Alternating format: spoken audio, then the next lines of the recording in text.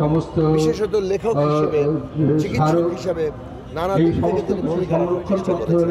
মোহাম্মদ রফিক ভাই তো প্রায় 100 বছর বয়সে আমাদের কাছ থেকে সশরীরে বিদায় নিয়েছেন, কিন্তু আমি মনে করি তিনি বিদায় নেন নাই, তিনি আমাদের হৃদয়ে আছেন, মানুষের মাঝে আছেন।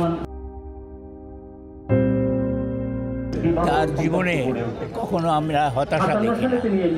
তিনি ভাষার সংগ্রামী ছিলেন, কেবল ভাষা সংগ্রামী ছিলেন না, ভাষা আন্দোলনকে তিনি সমাজ রূপান্তর আন্দোলনে পরিণত করতে চেয়েছেন। সেজন্য তিনি মেডিকেল কলেজ থেকে বহিষ্কৃত হয়েছিলেন এবং তিনি আত্মগোপনে ছিলেন। তারপরে 2 বছর আত্মগোপনে থাকার পরেও তিনি যখন আবার পরীক্ষা দিয়ে পাশ করে বেরোলেন, তারপরেও তাকে ইন্টার্নশিপ করতে দেওয়া হয় নাই ওই ভাষা আন্দোলনে অংশগ্রহণের কারণে।